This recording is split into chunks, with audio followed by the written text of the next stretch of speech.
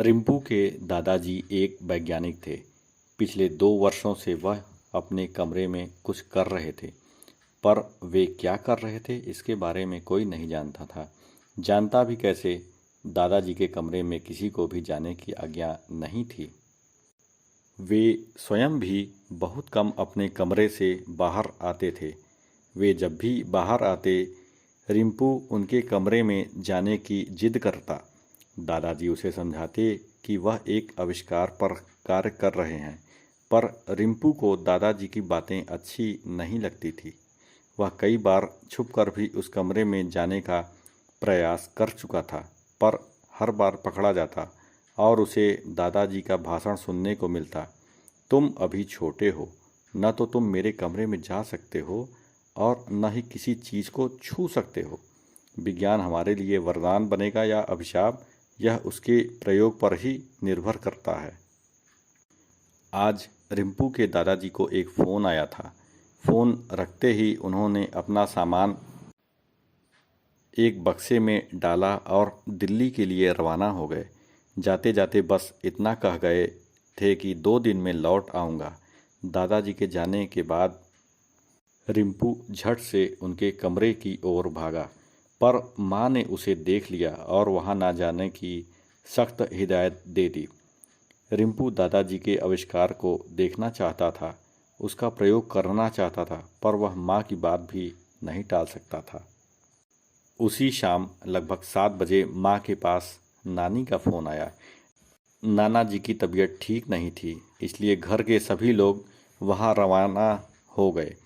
अगले दिन रिम्पू की परीक्षा थी, इसलिए उसे अपने साथ नहीं ले गए। जाने से पहले माँ ने रिंकू को अपना वह घर का ध्यान रखने का कार्यभार सौंपा। सभी के जाने के बाद रिम्पू दादाजी के कमरे की ओर गया। उसने दरवाज़ा खोलना चाहा, पर उस पर ताला लगा था। यह देख रिम्पू मायूस हो गया।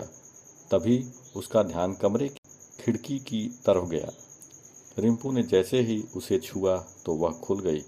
वह बिना वक्त गवाए उस खिड़की से होता हुआ कमरे में प्रवेश कर गया। कमरे में पहुंचकर रिम्पू यहाँ वहाँ देखने लगा। दादाजी के कमरे में छोटी बड़ी बहुत सी मशीनें, कलपुर्जे बिखरे हुए थे। रिम्पू जानता था कि कमरे में ही कहीं दादाजी का कोई नया आविष्कार छिपा होगा। तभी उसकी नज़र अलमारी के किनारे पड़ी एक चमकदार वस्तु की ओर गई। रिम्पू ने पास जाकर देखा तो वह एक छाता था। वह कोई आम छाता नहीं था, वह कांच का बना था और उसमें नीला प्रकाश निकल रहा था। छाते के कुछ नीचे बटन थे जिन पर सूरज, बारिश व बर्फ के चित्र बने हुए थे। रिम्पू समझ गया था कि यह कोई मामूली छाता नहीं है। वह जानना चाहता था कि आखिर इसकी विशेषता क्या है। छाते को समझने के लिए रिम्पू ने छाता खोला। छाता को खोलते ही बहुत तेज बिजली कड़की। रिम्पू सोचने लगा कि मई के महीने में राजस्थान जैसे गर्म स्थान पर बिजली कैसे चमक सकती है। तभी तेज हवा के साथ हल्की बारिश शुरू हो गई। रिम्पू समझ गया कि हो न हो यह इस छाते का ही कमाल है। यह सोच रिम्पू की खुशी का ठिकाना नहीं रहा। उसके बाद रिम्पू ने छाते पर एक और बटन देखा।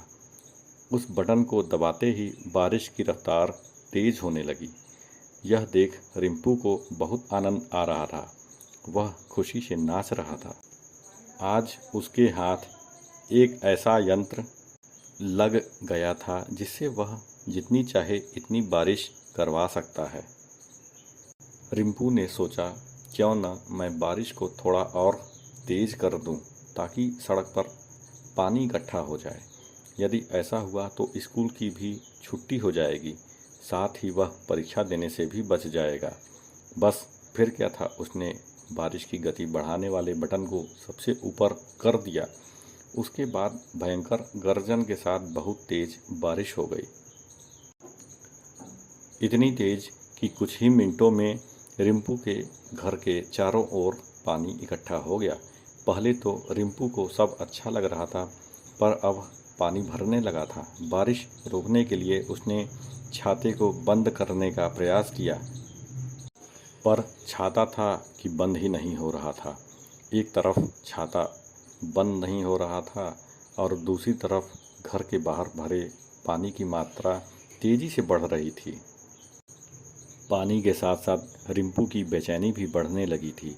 रिंपू ने बारिश की गति को भी कम करने का प्रयास किया, पर उसमें कम करने का कोई बटन ही नहीं था। पानी की मात्रा इतनी अधिक हो गई कि कुछ ही पलों में उसका घर डूबने वाला था। रिंपू को स्वयं पर गुस्सा आ रहा था। वह सोच रहा था कि काश उसने माँ व दादाजी की बात मानी होती। काश उसने यह छाता कभी न खोला होता। पर यह सब सोचने से अब क्या लाभ। रिंपू की छाते को बंद करने की हर कोशिश नाकाम हो चुकी थी। उसका घर डूबने की कगार पर था। तभी न जाने रिंपू को क्या सूझी कि उसने छाते का दूसरा बटन दबा दिया, जिस पर बर्फ बनी थी। उसके बटन दबाते ही फिर से जोरदार बिजली कड़की और बारिश बंद हो गई। बारिश को बंद होता देख रिंपू की जान में जान आई। वह जानता था कि इस बारिश की वजह से वह शहर का बहुत नुकसान कर चुका होगा। इस बारिश से शहर में क्या क्या हुआ, यह जानने के लिए रिंपू ने टेलीविज़न चलाया। अभी रिमोट उसके हाथ में ही था कि रिंपू ठिठुरने लगा। मुझे समझ नहीं आ रहा था कि अचानक ये किस वजह कपकपी महसूस कर रहा था। कपकपी बढ़ती ही जा रही थी। रिंपू कपकपाता हुआ जैसे तैसे खिड़की के पास पहुंचा। उसने खिड़की से बाहर झांक कर देखा तो बारिश में जो पानी इकट्ठा हुआ था वह सब जम गया था। घर के चारों ओर बर्फ की मोटी परतें जम चुकी थीं।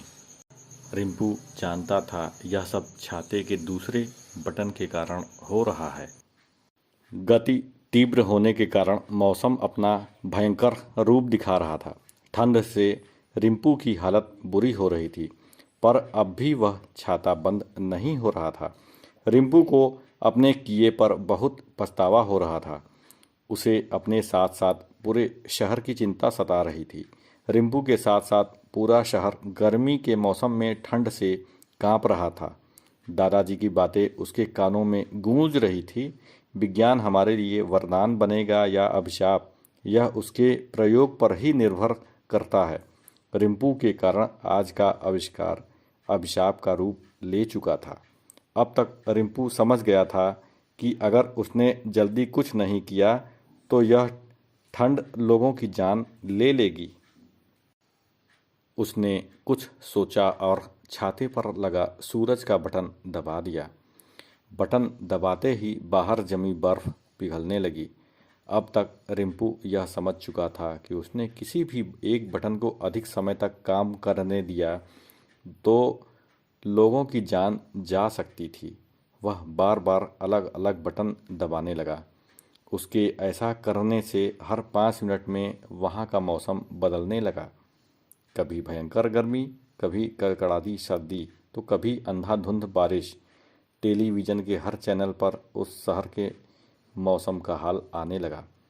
पूरे शहर में भयंकर अफरा तफरी का माहौल बन गया। रिंपू को अपनी गलती पर बहुत पछतावा हो रहा था।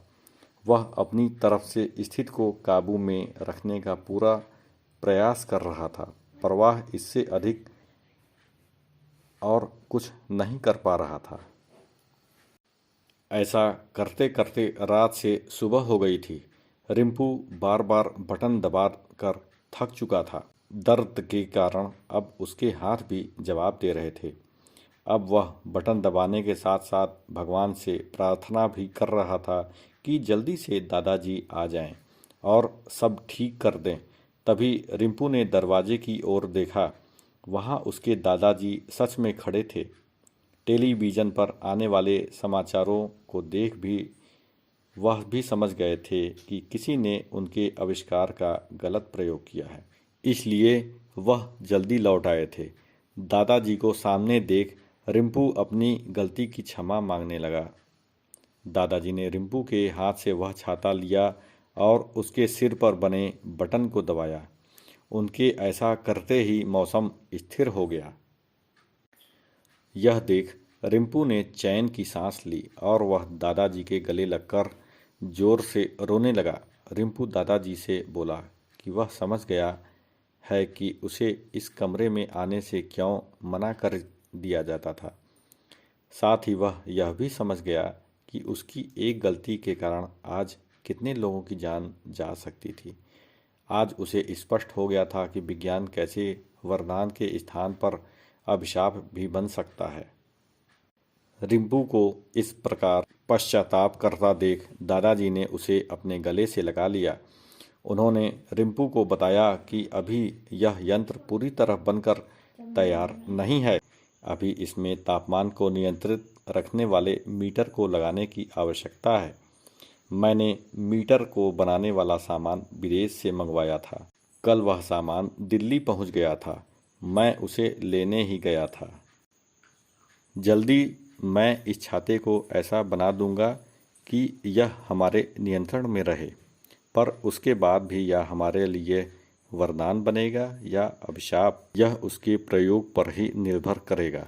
इस बार रिंपू अपने दादाजी की बातें ध्यान से सुनने के साथ साथ समझ भी रहा था। दोस्तों, आज की कहानी आपको कैसी लगी, इसके बारे में अवश्य हमें बताएं और हमारे चैनल को लाइक, शेयर और सब्सक्राइब कर दें। धन्यवाद।